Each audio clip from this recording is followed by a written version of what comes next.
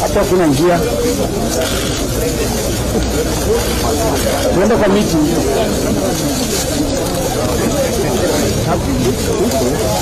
Huko tunaenda.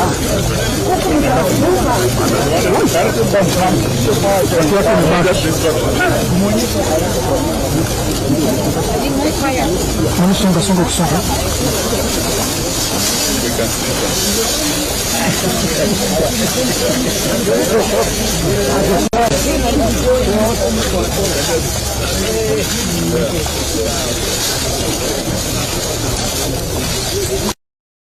Tunataka kukashifu marafiki wetu wa Kenya wa kigeni. Nchi za kigeni wamekaa kimya. Wengi wao wako kwenye kitanda na Bwana Ruto na Bwana Gachagua. Hawezi kuongea. Wanachimama hata wakinaona maovu yakifanyika katika taifa letu. Ni aibu kubwa sana. Tunapenda warafiki wetu wa nje, warafiki wa Kenya wachukue msimamo katika mambo haya. Sisi tunasema dai letu ni vitu vitatu. Kwanza, tumesema tunataka gharama ya maisha yapunguzwe, irudi chini kwa wananchi wa Kenya. Pili, tumesema kwa sababu ya maneno ambayo yametokea baada ya uamuzi ya mahakama kuu juu ya uchaguzi wa urais ya mwaka jana, nataka nyungu ili ya kuhifadhi matokeo ya uchaguzi, yani sava kwa kimombo, yafunguliwe ili tufanye ukaguzi na watu wastani. Mwisho, ile tume ya uchaguzi ambayo inasimamia uchaguzi, watatu walistaafu, Chebukati na wenzake. Wale wanne ambao wamefutwa kazi na Bwana Ruto, tunataka warejeshe kwa kazi yao. Alafu kuundwa kwa tume mpya, tuwe tunashirikishwa kama wanazimio. Hivyo sisi tunataka kuona kama tume ya uchaguzi imebadilishwa. Mara hii hatutaki tu ni halmashauri ya uchaguzi hapa Nairobi watu 7. Tunataka kila county iwe na timu yake ya uchaguzi. The state unleashed goons on farms way off Nairobi and businesses way off the CBD. In that invasion, trees were uprooted and burned and animals scattered away and slaughtered under the supervision of the state. Business premises were stoned and broken into and property scattered away. Worse still, lives were lost. People were hacked to death with crude weapons, while others got shot with guns.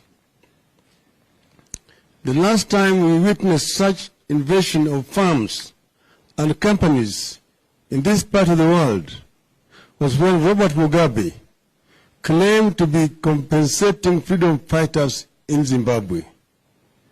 Mugabe claimed to be compensating It ended in the total collapse of Zimbabwe's economy. It will not be any different here.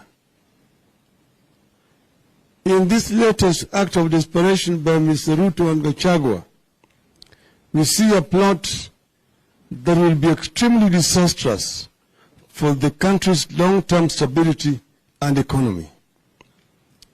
We see the little hope for Kenya's large-scale farming.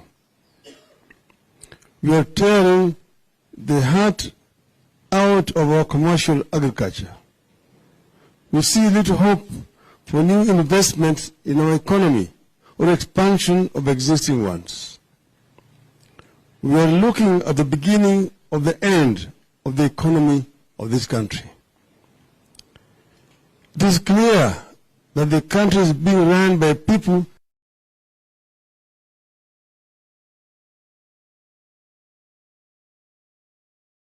the hands of men who are goons at heart, who are pretending to be leaders and statesmen. How does Ruto go to Germany and talk about attracting German foreign investment to Kenya, knowing very well that back at home he has put in place a machinery for vicious attack on local investments? In the age of climate change, how does Ruto sanction the setting of trees on fire and still hope to convince us that he is committed to mitigating climate change and ensuring green growth? Why would foreign leaders and businesses entertain such a conflicted personality? Let there be no confusion here. Violence has been Ruto's stock in trade against Kenyans whenever Kenyans have sought to change their lot, and what happened yesterday is not any different. The invasion of land, slaughter and scattering away of animals, attack on business premises, the burning of homes, and touching places of worship has been at the heart of Ruto regarding operations against progressive dating back to the days of the clamor for multipartyism to date.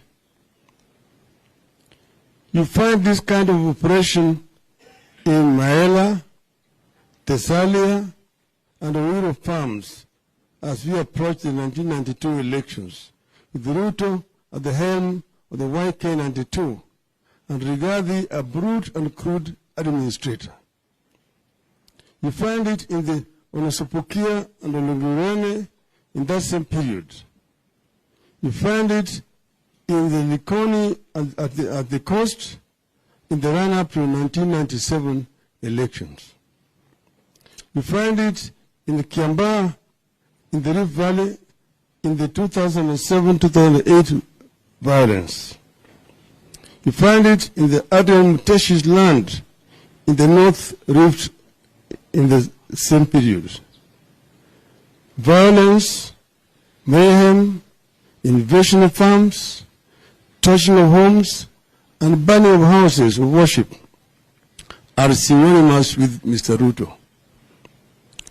Yesterday, this Ruto Rigathi operation resurfaced in Northlands, in Kisumu, Kibra, Mathare, and industrial area, among other places. This attack of journalists, local and foreign, has been a signature Ruto of operation all his entire life in politics.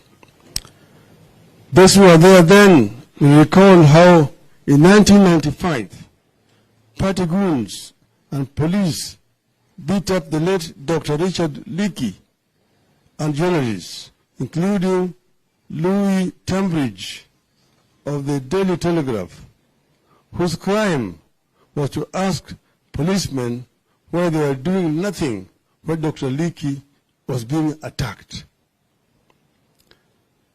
Let's make no mistake. Nobody must pretend to be safe.